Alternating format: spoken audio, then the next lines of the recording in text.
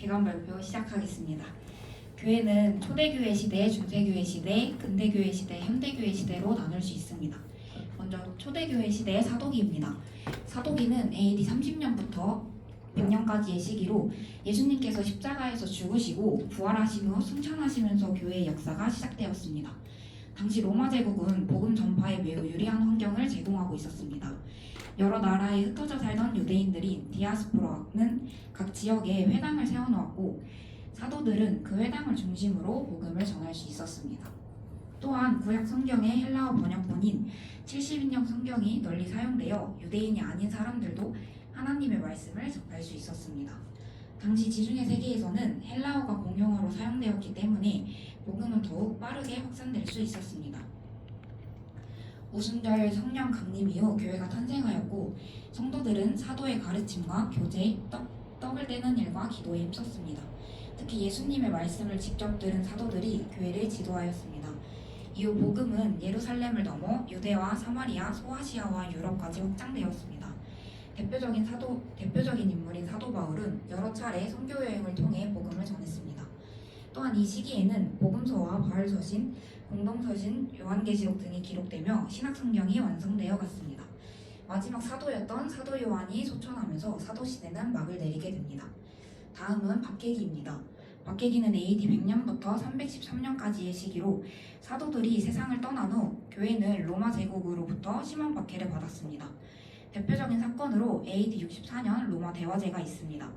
네로 황제는 화제의 책임을 기독교인에게 돌리며 대규모 박해를 시작했습니다.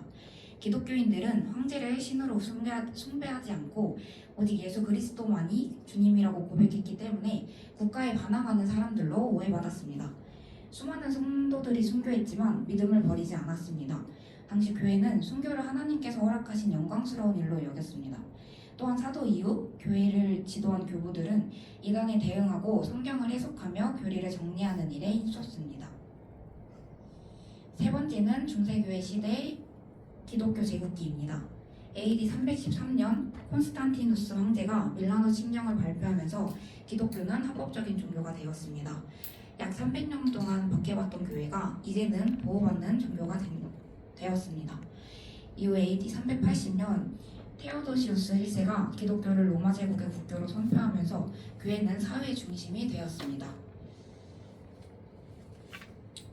그러나 교회가 권력과 부를 얻게 되면서 세속화가 진행되었습니다. 로마 감독의 권위가 점차 높아지면서 교황권이 성장하였고 훗날 중세교회 체제의 기반이 마련되었습니다. 네 번째는 암흑기입니다. 이 시기에는 교황이 종교 지도자뿐 아니라 정치 지도자로서 막강한 권력을 행사했습니다. 교황권이 강화되면서 성경보다 교회의 전통이 더 중요하게 여겨지는 경우가 많았습니다. 연옥설과 성인 숭배, 유물 숭배, 면죄부 등이 확대되었으며 사람들은 믿음보다 자신의 공로나 행위가 구원에 영향을 준다고 생각하게 되었습니다. 또한 성직 매매와 도덕적 타락, 정치 개입 등 성직자들의 부패도 심각한 문제가 되었습니다.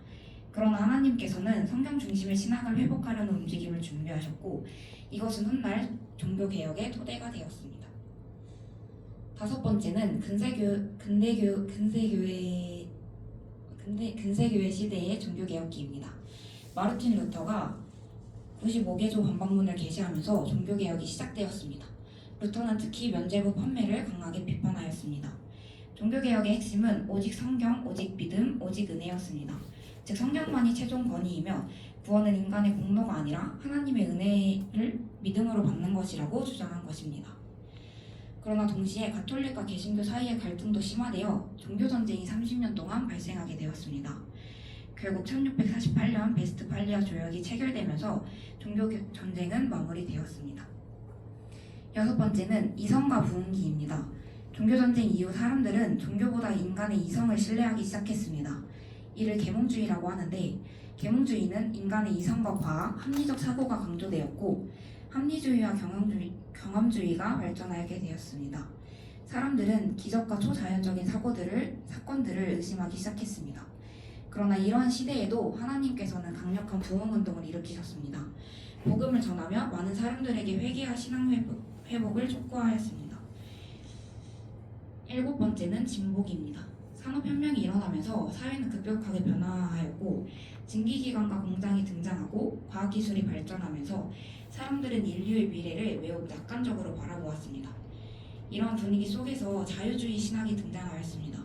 일부 신학자들은 성경의 권위와 기적, 예수님의 부활 등을 역사적으로 의심하기 시작하였습니다. 반면 교회는 세계 선교에 적극적으로 참여했습니다.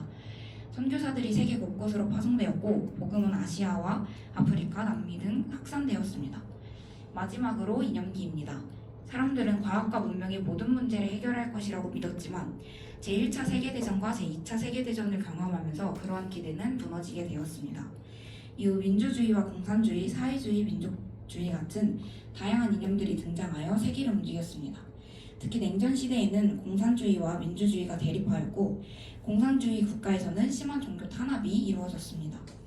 반면 민주주의 사회에서는 개인주의와 세속주의가 확산되었습니다. 오늘날 교회는 세속화와 물질주의, 종교다원주의, 개인주의라는 도전에 직면해 있습니다.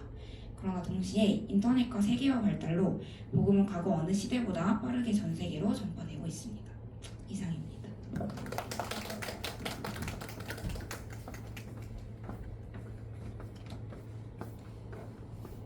점점 더